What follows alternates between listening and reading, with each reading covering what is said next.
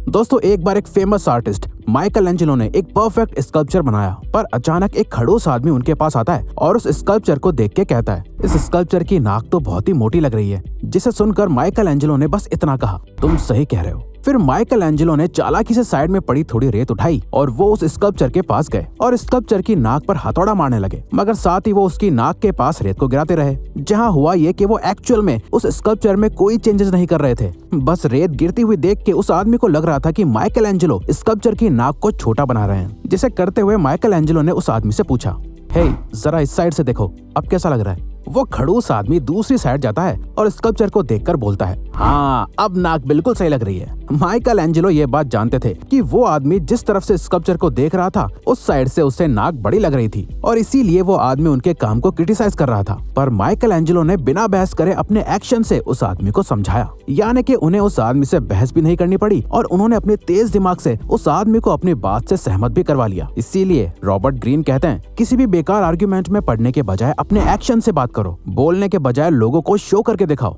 इस लॉ को कहते हैं win through your actions, never through your argument, जो रॉबर्ट ग्रीन की one of the most controversial book 48 laws of power का एक पावरफुल लॉ है। खैर, अब ये तो था इस वीडियो का फर्स्ट लॉ, लेकिन दोस्तों हम आपके साथ इसी तरह के 11 और लॉज ऑफ पावर शेयर करेंगे, जिन्हें आप प्रैक्टिकली अपनी लाइफ में अप्लाई करके मेंटली ज्यादा स्ट्रांग और तेज बन सकते हो। आप लोगों से रिस्पेक्ट अर्न कर सकते हो और ओवरऑल लाइफ के गेम को चालाकी से खेल के ज्यादा पावरफुल बन सकते हो। अगर आप इनके अलावा और भी पावर ऑफ लॉज जानना चाहते हो तो हमें कमेंट्स में जरूर बताना। So number 2, never outshine your master. आपकी लाइफ में हमेशा ऐसे लोग रहेंगे जो आपसे ज्यादा सुपीरियर होंगे, तो आपके लिए ये समझना जरूरी है कि आपको ना ही उनकी चापलूसी करने की जरूरत है और ना ही अपने आप को उनसे ज्यादा नॉलेजेबल और ओवर स्मार्ट दिखाने की, बल्कि आप उन्हें बस ये फील कराओ कि वो आपसे बेहतर है और आप उनकी रिस्पेक्ट करते हो। फॉर एग्जाम्पल, अगर आप कहीं जॉब करते हो तो आपका गोल ये होना चाहिए कि आप अपने बॉस, सीनियर या मैनेजर को ये फील कराओ कि वो आपसे ज्यादा एक्सपीरियंस्ड और सुपीरियर है। अगर आप ऐसा नहीं करते तो वो आपको एक ओवर स्मार्ट, ओवर कॉन्फिडेंट और एक खतरे की तरह देखेंगे और आपको पसंद नहीं करेंगे, जहाँ फिर वो अपनी पावर का यूज करके आपको अपने रास्ते से हटा भी सकते हैं। लेकिन जब आप उन्हें रिस्पेक्ट देके ज्यादा एक्सपीरियंस्ड और स्मार्ट शो करते हो तो वो आपको इन रिटर्न एक लर्नर और हम्बल पर्सन समझते हैं। ऐसा करने से आपके मास्टर्स और सीनियर्स आपके साथ कंफर्टेबल हो जाते हैं और अपनी सालों की नॉलेज और एक्सपीरियंस आपसे फ्री में शेयर करने लगते हैं, जो आपको लाइफ में बहुत ज्यादा फायदा देता है और पावर देता है।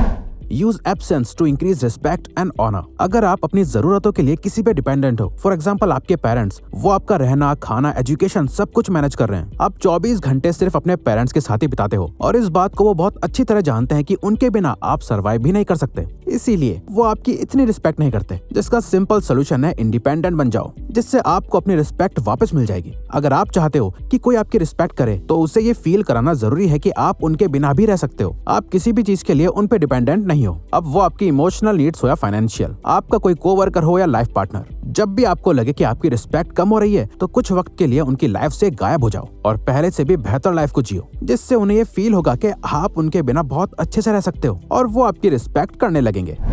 Make your accomplishment seem effortless. Famous American illusionist Harry Houdini अपने स्टंट परफॉर्मेंसेस को ऐसे दिखाते थे जैसे वो कोई बच्चों का खेल हो, जिसे कोई भी आसानी से कर सकता है, क्योंकि वो हर काम को बिल्कुल एफर्टलेस होके कर रहे होते थे। बट फिर भी जो वो करते थे उसे देख के सबके होश उड़ जाते थे, जहाँ कोई नहीं जानता था कि वो ऐसे चौंका देने वाले स्टंट्स को इतनी आसानी से कैसे कर रहे थे। उसके पीछे की उनकी कितनी प्रैक्टिस लगी है, फेलियर्स और सालों की मेहनत छुपी है। आपको भी लोगों के सामने अपनी अचीवमेंट्स के पीछे के स्ट्रगल्स को नहीं बताना चाहिए, बल्कि लोगों को ये दिखाओ कि आपने जो भी अचीव करा वो आपके लिए बहुत आसान था। ये आपको पावरफुल और स्मार्ट शो करेगा, जिससे आप लोगों को अपनी पावर का सीक्रेट कभी नहीं पता लगने दोगे, जिससे वो कभी आपका सीक्रेट जान ही नहीं पाएंगे और उस सीक्रेट का आपके खिलाफ या इन जनरल कोई भी गलत इस्तेमाल कर नहीं पाएंगे। Never put too much trust in friends, learn how to use enemies. कोई भी अगर आपको हर्ट करता है तो उसके मेनली 2 रीजंस होते हैं, या तो वो आपसे नफरत करता है या आपसे जेलस है। इन दोनों में फर्क बस इतना है कि आप जेलसी को जल्दी से देख नहीं सकते, क्योंकि जेलसी आपके दोस्त के अंदर है जिन पे आप बहुत ट्रस्ट करते हो। वहीं आपको ऑलरेडी पता होता है कि कौन आपसे नफरत करता है, कौन आपका एनिमी है। ऑथर कहते हैं, आपको नहीं पता कि आपका कौन सा दोस्त जेलसी में आकर कब आपको हर्ट कर सकता है, इसीलिए कभी भी किसी पे भी बहुत ज्यादा ट्रस्ट मत करो। और साथ ही आप अपने एनिमीज के बारे में तो जानते ही हो कि आपको वो हर्ट करना चाहते हैं, तो अपने दुश्मनों की इस नफरत को यूज करना सीखो, उनके साथ काम करो और अपना फायदा देखो। और अगर वो आपको धोखा दे भी देंगे तो ये आपके लिए कुछ नया नहीं होगा। मगर ऐसा नहीं है कि आप अपने किसी भी दोस्त पे ट्रस्ट ही ना करो, बल्कि आप सिर्फ कुछ ही 1 या 2 बिल्कुल बेस्ट फ्रेंड पे ट्रस्ट करो, क्योंकि किसी भी रिलेशन में ट्रस्ट बहुत इंपॉर्टेंट होता है। लेकिन किसी पे भी इतना ज्यादा अंधा ट्रस्ट करके डिपेंडेंट मत होना कि वो आपको जरा भी नुकसान पहुंचाए तो आप खुद को संभाल ही ना पाओ।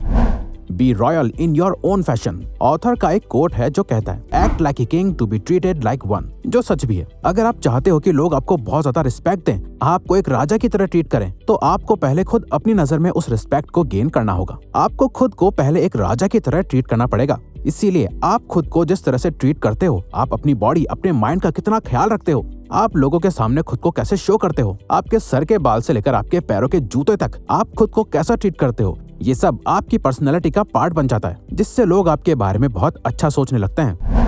When asking for help, never depend on mercy। दुनिया का एक कड़वा सच ये है कि कोई भी याद नहीं रखता कि आपने पास्ट में उनकी कितनी मदद करी थी, या आप कितने अच्छे और काइंड पर्सन हो जो सबकी मदद करता है। किसी को इससे कोई मतलब नहीं है। अगर आप सेल्फलेस हो, हर किसी की हेल्प भी करते हो, तो ये याद रखो कि सब आपकी तरह नहीं होते। सामने वाला पर्सन अगर आपकी हेल्प भी करेगा तो उसमें भी उसका कोई back in the mind reason होगा, और अगर आपको सच में किसी की हेल्प चाहिए तो उससे उसका फायदेमंद रीजन दो। फॉर एग्जाम्पल, मान लो आप बीच रास्ते में कहीं दूर फंस गए हो और आप चाहते हो कि आपका कोई जानने वाला आपकी मदद करे इतनी दूर आके, तो उससे फ्री में मदद मांगने के बजाय कुछ ऐसा कहो जिससे वो खुद आपकी मदद करने के लिए मान जाए। जैसे आप ये बोल सकते हो, मैं एक बहुत बड़ी मुसीबत में फंस गया हूँ, मैं चाहता हूँ कि तुम आकर मुझे पिकअप कर लो। मेरे पास थोड़े एक्स्ट्रा पैसे भी हैं, जिससे मैं तुम्हारी कार में पेट्रोल डलवा दूंगा, और साथ ही आज का डिनर मैं कहीं बाहर करवा दूंगा। इससे वो पर्सन आपकी मदद करने के लिए मान जाएगा। इससे आप अपनी लाइफ की मोस्ट ऑफ द प्रॉब्लम्स में अप्लाई करो, और ज्यादातर टाइम आपको हाँ ही सुनने को मिलेगा, क्योंकि यहाँ आप दोनों के फायदे की बात कर रहे हो।